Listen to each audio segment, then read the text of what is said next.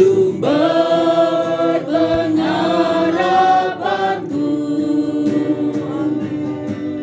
penolongku, ya Allahku, tiada yang sepertimu. Bersyukur Tuhan, Ku bersyukur kepadamu, sumber pengharapanku, penolongku,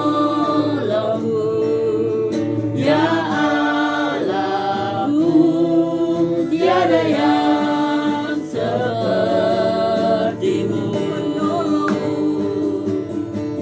Penolongku, ya Allahku, tiada yang sepertimu.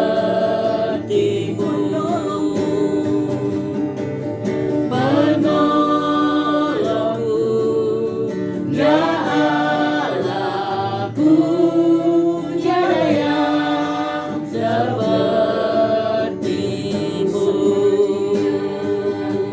Engkaulah penolong kami Tuhan, Engkaulah penolong kami yang setia.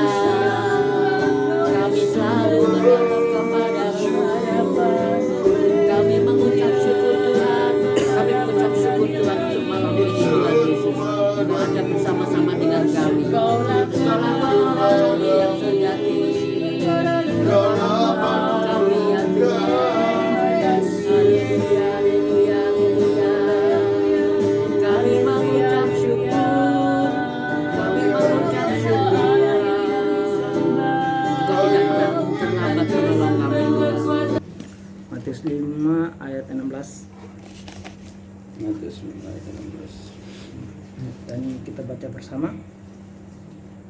Matius.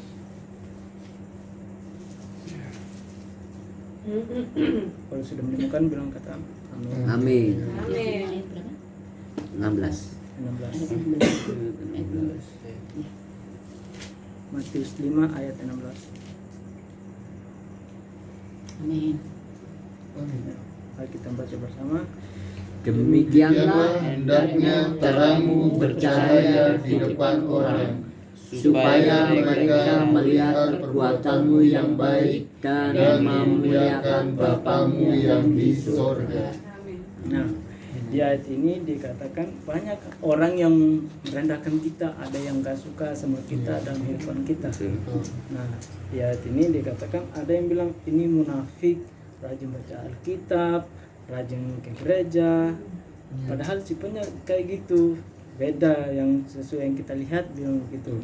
Nah, itu kita jangan ambil hati, gitu, jangan ambil hati. Kita tuh sudah menang dalam hal itu. Makanya ayat ini dibilang kita terang di depan banyak orang ini. Nah, kita tuh menang dari hal itu.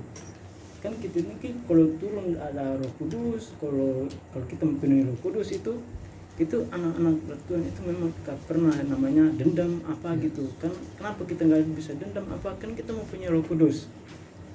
Itu tuh yang dikatakan oleh ini, kan kita itu selalu mempercaya dan mendengar firman Tuhan itu apa yang kita lakukan, dia melihat kita berbeda dengan yang dia nilai, kan itu berbeda. Tapi dalam hal itu kita menang, kan kita itu anak-anak dari Tuhan, kita mau pergi gereja itu mencari ilmu, seperti kita itu mendengar firman atau ayat itu yang dikatakan oleh pendeta, kita simpan dan nanti orang itu akan berubah juga pemikirannya gitu. Nah, kita tuh udah menang dah hal itu. Coba kita buka di Kisah Para Rasul ayat 1 ayat 8. Kisah Para Rasul Ya, berapa? Kisah Para Rasul ayat 1 ayat 8. Kisah Para Rasul 1 Satu ayat ayat 8 8. tuh ya. Sudah? Amin. Tetapi kamu akan menerima kuasa dalam Roh Kudus turun ke atas kamu, dan kamu akan menjadi saksiku di Yerusalem dan seluruh dan di seluruh Yudea dan Samaria dan sampai ke ujung bumi. Dan ini kita, Tuhan itu gak memilih ini orang ini saya pilih yang lebih pintar, lebih baik untuk memerintahkan ini. Tetapi kita itu diberikan Roh Kudus itu untuk menyatakan firman. Firman ini yang kita katakan itu, orang itu mendengarkan itu tentang firman saya, nanti itu akan berubah dalam pikirannya gitu. Oh ternyata firman ini betul, apa dikatakan Tuhan itu benar. Dan kita itu mempunyai kuasa, mempunyai Roh Kudus yang baru, dan kita itu nggak akan Tuhan itu membiarkan kita dalam hal apapun, mau punya kesalahan apa, mau punya kekurangan apa, Tuhan itu selalu setia dan nggak pernah melepaskan tangannya buat kita. Tuhan itu baik gitu. Kalau kita selalu gagal, Tuhan itu memberikan itu ini ancaman supaya kamu itu benar-benar atau setia sama Tuhan atau tidak. Kalau kita gagal, itu bukan perbuatan yang Tuhan itu pada kita buruk lagi, tidak, tapi Tuhan memberikan yang terbaik itu.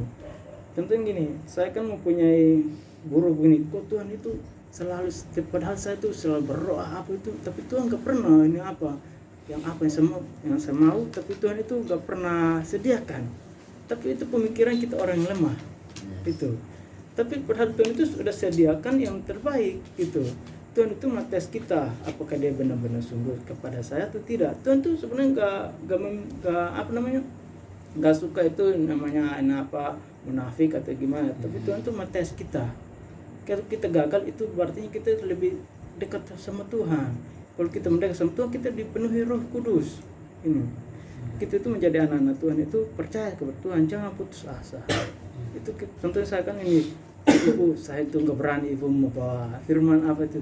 Tapi Tuhan kalau udah pakai saya, walaupun saya nggak sekolah atau gimana, nggak S1 S2, tapi Tuhan bisa pakai saya walaupun saya bodoh itu. Tapi apa yang saya katakan itu untuk menyampaikan semua, dan ada salah satu akan menerima dalam hatinya itu firman saya itu yang saya katakan. Itu akan merubahkan hidup seseorang walaupun Tuhan itu nggak memilih itu. Coba kita buka di teman-teman ini Yosua ayat 1 ayat 9. Yosua 1 ayat 9. Iya, Yosua 1. Yosua 1 ayat 9.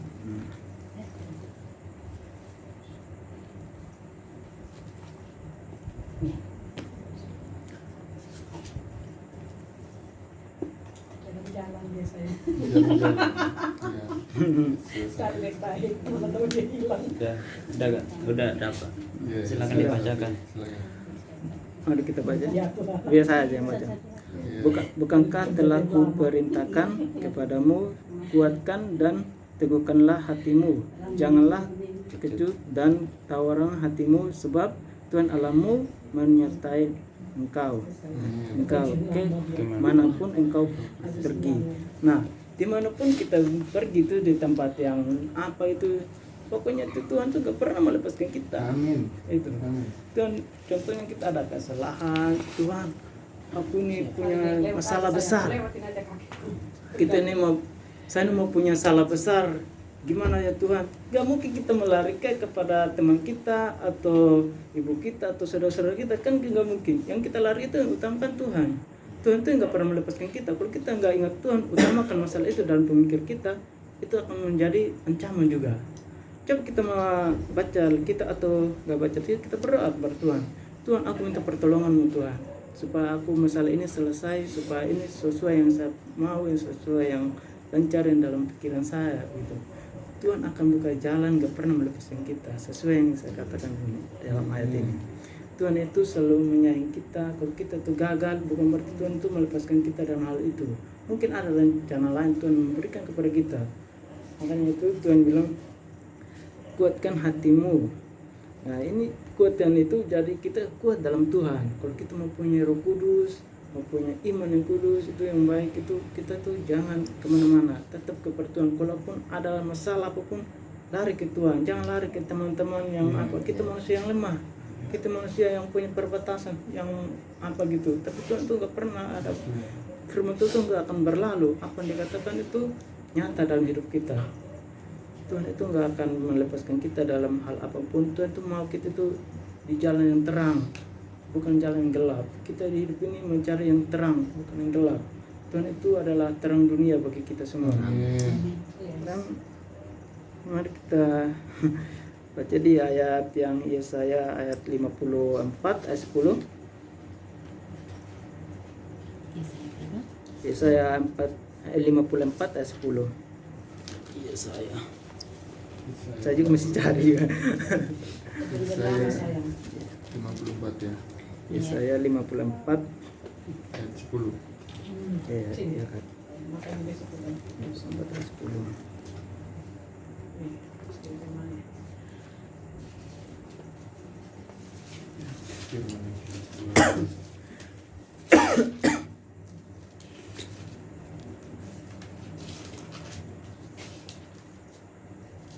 Amin. Haleluya. Ini belum. Ada.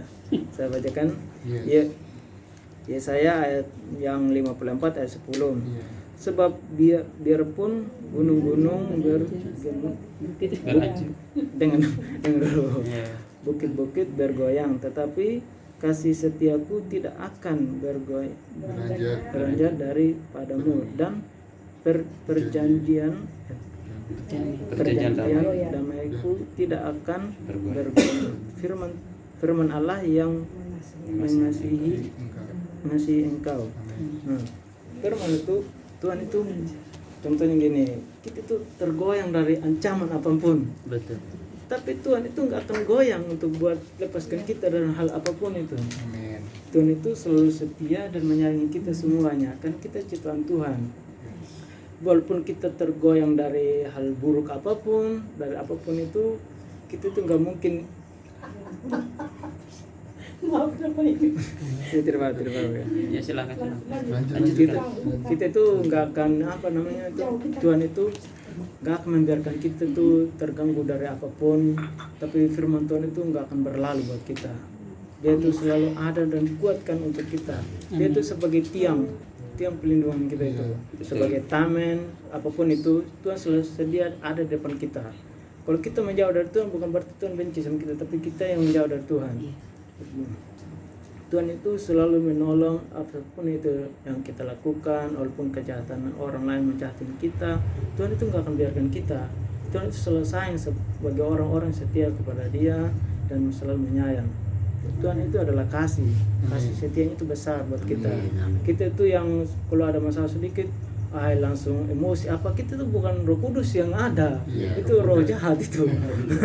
Itu kalau coba kita itu ada masalah apa gitu, dalam nama Tuhan Yesus, Tuhan bantu saya Tuhan untuk menghadapi masalah ini, kuatkan hati saya agar saya nggak tergoyang dari apapun, seperti ayat ini nggak akan goyang. Itu. Dan mari kita dibuka di Amsal 16 ayat 9.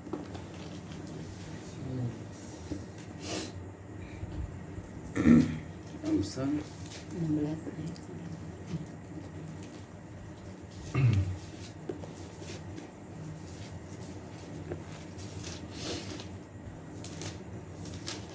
9. Amin. Sayang belum. Saya udah siapkan tapi saya tapi minta maaf. Ayat 9. ya. Mari kita baca bersama. Hati manusia memikir-mikirkan jalannya, tetapi Tuhanlah yang menentukan arah langkahnya.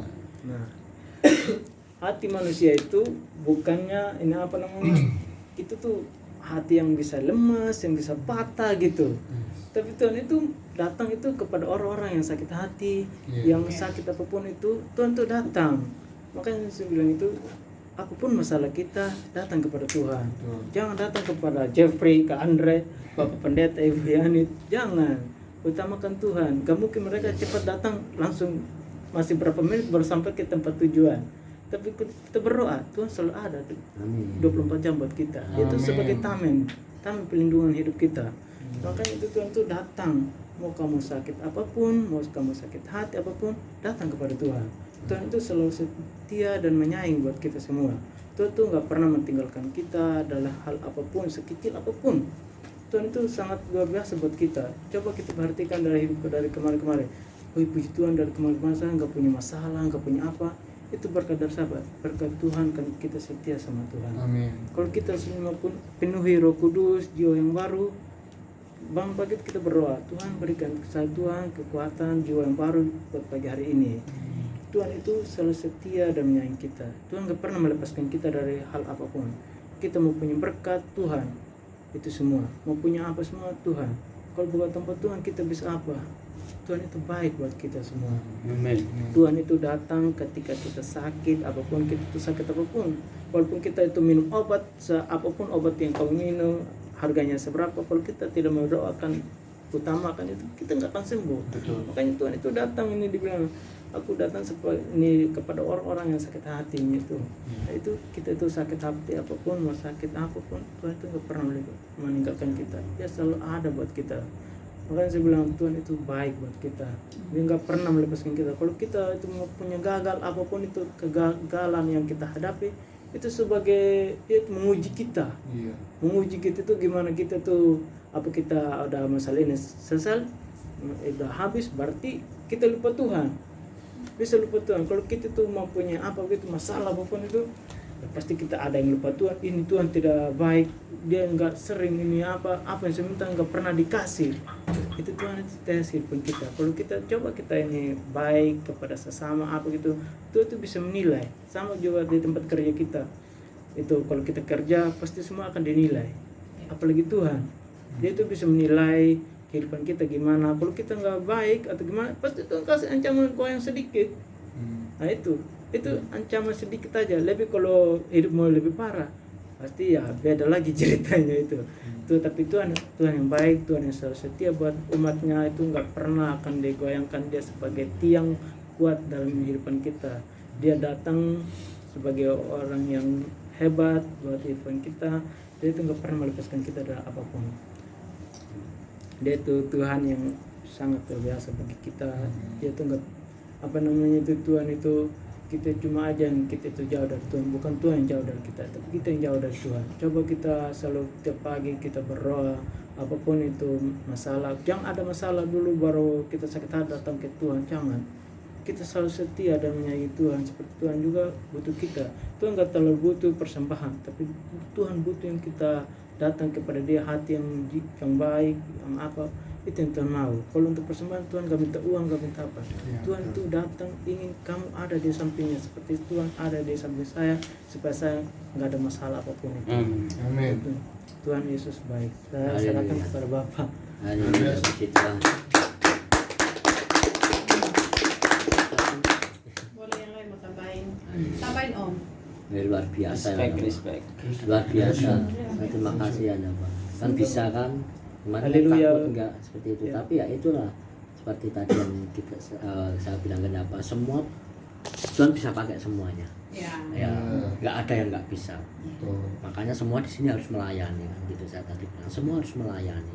Tuhan Yesus sudah kasih contoh melayani, membasuh kaki muridnya ya. Kita ternyata ya luar biasa kan. Kita harusnya nggak menyangka apa menyampaikan firman seperti ini. Tuhan memberikan roh keberanian. Itulah makanya Roh Kudus tolong. Ayo kita sama-sama mau gitu melayani. Kalau saat ada pelayanan mau, oke. Berangkat Pak Yono gas gitu. Dalam komsel apapun dalam gereja. Kita belajarnya di sini kan gitu. Nanti Bu Once jadi WL bisa lah kan gitu ya. Jadi pengkhotbah bisa, semua Tuhan bisa pakai semuanya. Bukan karena khotbah tapi kita ada Roh Kudus seperti itu teman-teman. Saya akan membagikan sedikit tentang khotbah Pak Gembala kemarin di Bilangan 32. Bilangan 32 ayat 11 sampai 12. Bilangan berapa Pak? Bilangan 32 Iya. ayat 11 13. Bilangan 32. Saya akan menambahkan sedikit tadi. Bilangan 32 ayat 11. Tentang Yosua dan Kaleb ya kemarin yang disampaikan pada hari Minggu. Tapi puji Tuhan luar biasa loh ya Pak.